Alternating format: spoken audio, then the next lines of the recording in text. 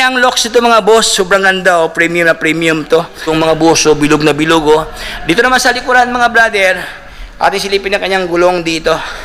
Grabe, ang taba mga brother oh. Hindi ko mahawakan oh, sobrang laki ang kanyang gulong dito mga boss. Parang kotse mga brother ang kanyang rim dito oh. Wow. So, ating silipin to, 200 to. 200 by 55 by 17 ang kanyang rear tire. Tapos si Ninja H2. Ayan. O ito kanyang specs mga brado. Ang kanyang max power is 227.97 horsepower by 11,500 RPM. Ang kanyang engine, ang kanyang makina dito, 4-stroke, inline 4, double overhead cam, liquid cooled, panalo oh.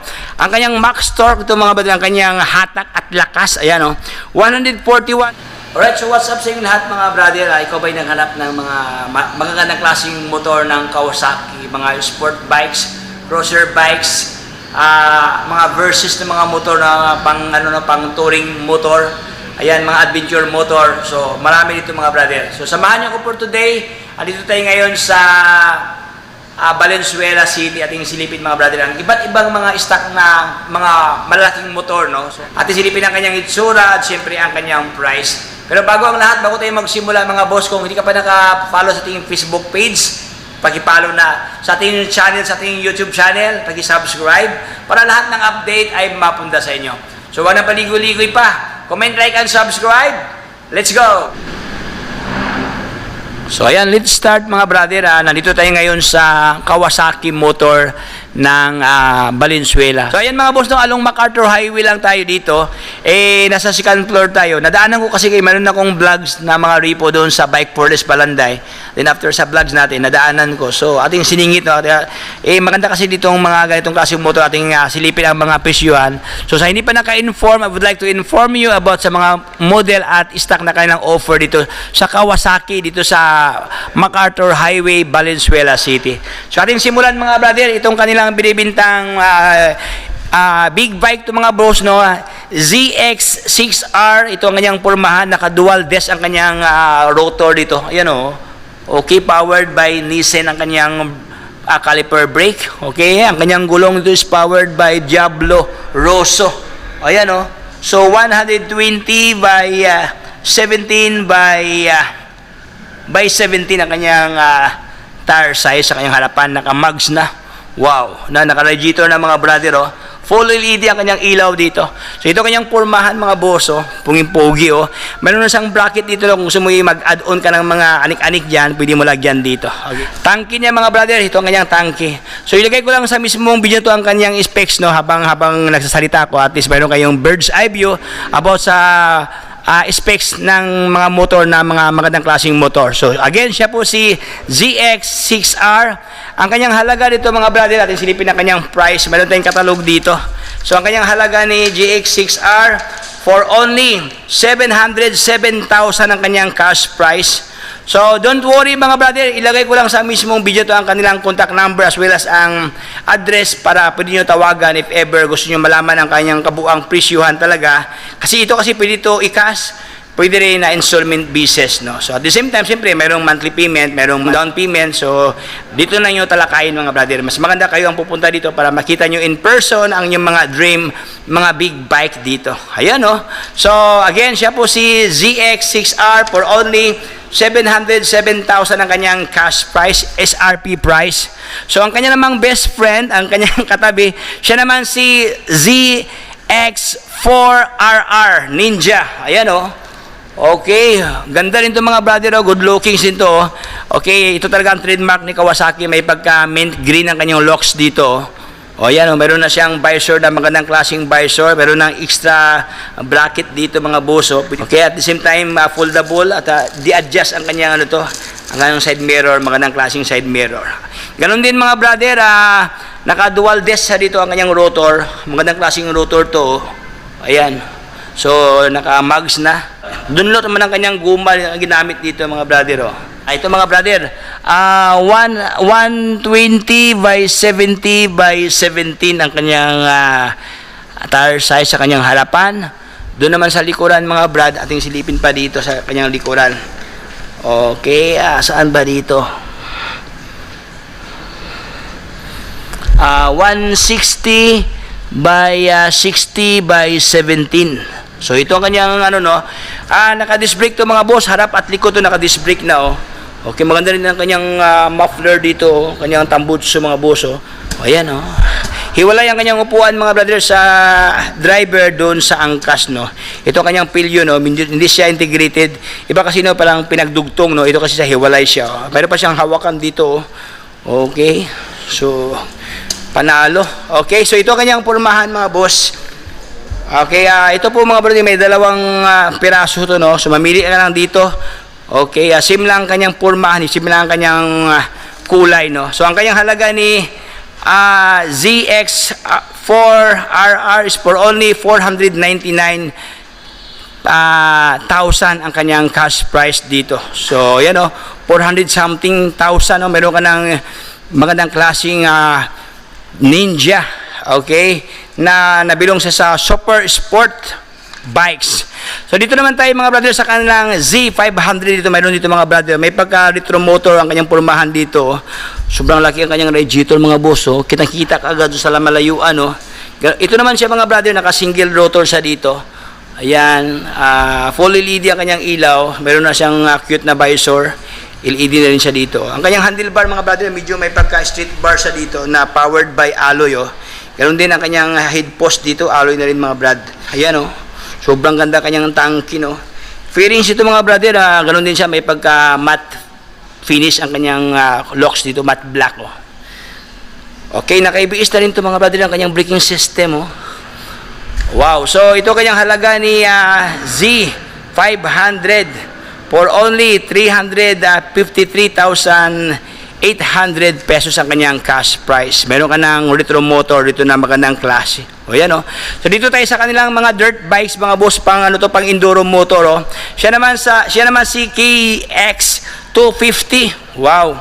So sa lahat na naghanap dito pang dirty jump pang enduro motor Grabe mga boss, maganda ang kanyang frame dito. Ayan magandang klaseng ginamit na materials to mga brother Kita-kita talaga ang hinang is powered to ng baka triple batted alloy. Ayun, joke lang.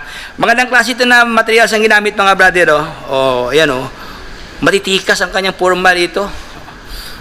Yan naka siya mga boss, naka-inverted type ang kanyang tinidor dito. May pagka light bronze, ayan may pagka maganda ang kanyang tinidor, ang kanyang upper part mga boss Ang kanyang namang lower, ang kanyang stanchion, mayroon na siyang cover dito.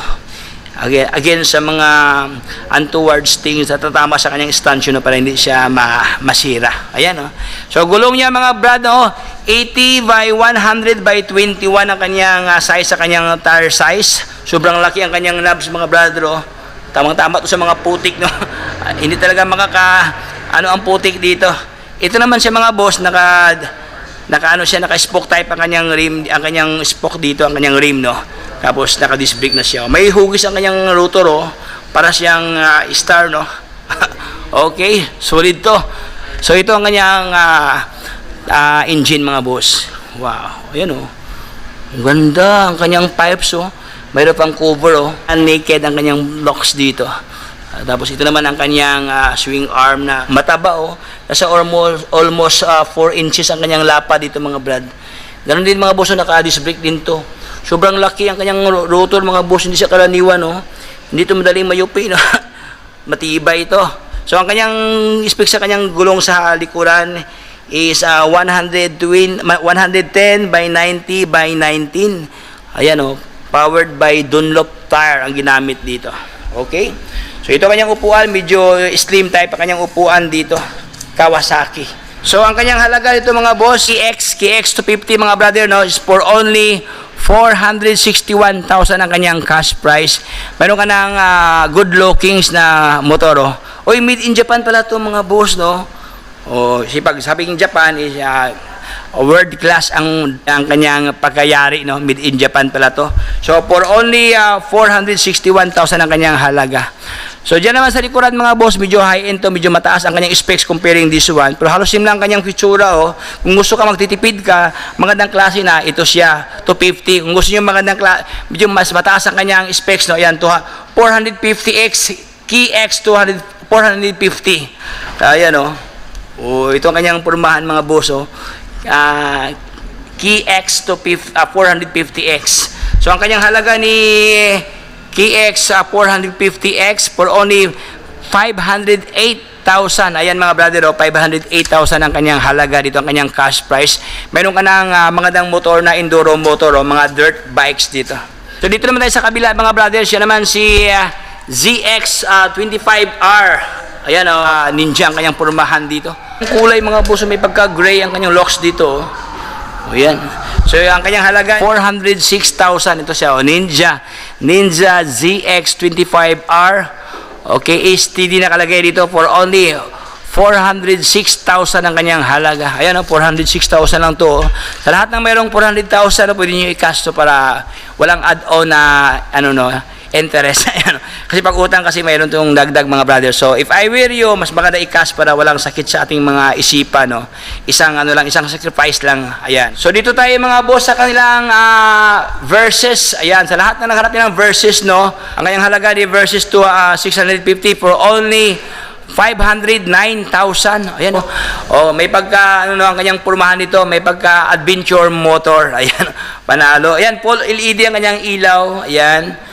Okay, naka-dual desk ang kanyang rotor, kanyang brake dito. Dunlop tire, naka-radiator rin siya, naka-dual pipes sa mga boss. Wow, naka-single shock ang kanyang shock sa kanyang likuran. Ang kanyang likod as 160 by 60 by 17 ang kanyang rear tire. Ito naman mga brother, integrated siya, buong kanyang upuan doon sa kanyang pilyo, no. Tapos mayroon siyang putol na grab bar.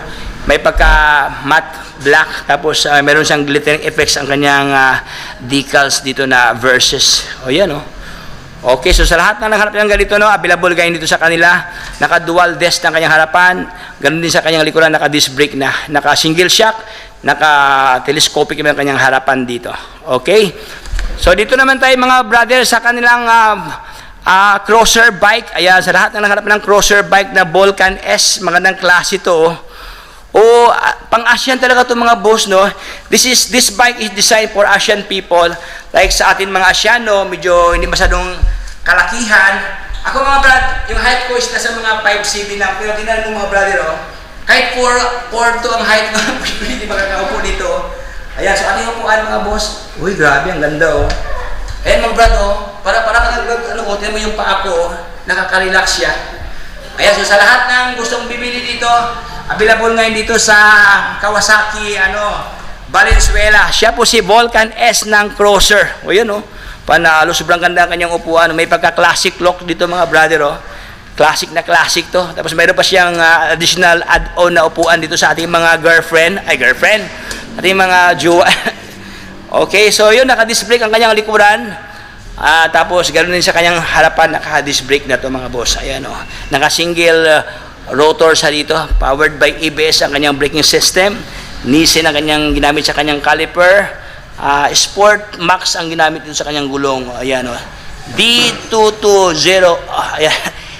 Okay, so ang kanyang space sa kanyang gulong ito mga brother, 120 by 70 by 18 ang kanyang front tire, naka-radiator na dito. O yun, ganda to. So naka-full LED mga brother dito siya, tapos ang kanyang handlebar, naka-riser bar siya dito. So ito po siya, crosser bike.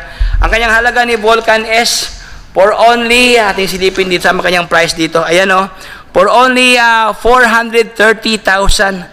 Vulcan 650. Ayan, 430,000 lang ito mga brado. So sa lahat ng gustong mag-utang, wala tayong ipon, punta lang kayo dito para utangin to. Pero kung mayroon kayong cash, siyempre i-cash natin si Vulcan S for only 430,000 pesos. Ayan, so hindi ko na pabayang ating pintuhan mga brother. Dito sa kanila, mayroon silang mga high-end na mga motor ng ganito klaseng locks na sobrang ganda. May pagka-carbon lodi ang kanyang harapan, Carbon to, sir. Carbon to, sir. Ay, carbon pala. Ayan, o. Talaga siya. Sabi ni sir, carbon na to daw. Ayan, o. 100% ang ating mga hula. Ayan. So, maganda ang kanyang locks ito, mga boss. Sobrang ganda, o. Premium na premium to. Mayroon pa siyang cover sa kanyang ilaw. Ito, maganda, mga brother, o. Naka-dual disc pa kanyang rotor dito. Ayan, o. Okay, maganda ito i-banking, no? Okay, powered by Batlax dito, Racing Street, RS11, ay kanyang specs dito. Okay, 120 by 70 by 17 ang kanyang front tire. Oh, maganda kanyang gulong, mga boss, bilog na bilog, oh. Dito naman sa likuran, mga brother, ating silipin ang kanyang gulong dito. Grabe, ang taba, mga brother, oh. Hindi ko mahawakan, oh. Sobrang laki ang kanyang gulong dito, mga boss. Ayan, tapos, grabe, parang kotse ang kanyang, parang kotse, mga brother, ang kanyang rim dito, oh. Wow. So, ating silipin to, 200 to. 200 by 55 by 17 ang kanyang rear tire. Taka dual pipes pa sa dito. Uy, grabe to, mga boss, oh. So, sa lahat ng mayroong budget, no, siya po si Ninja H2. Ayan. O, ito kanyang specs, mga brado. Ang kanyang max power is 227.97 horsepower by 11,500 RPM. Ang kanyang engine, ang kanyang makina dito, 4-stroke, inline 4, double overhead cam, liquid cooled, panalo, oh.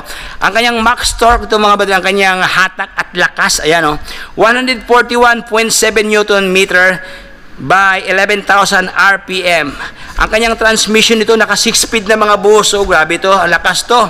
Ang kanyang carb weight is 238 kilogram. Ayan. Ang kanyang displacement, ang kanyang CC, 998 cc ang kanyang displacement dito.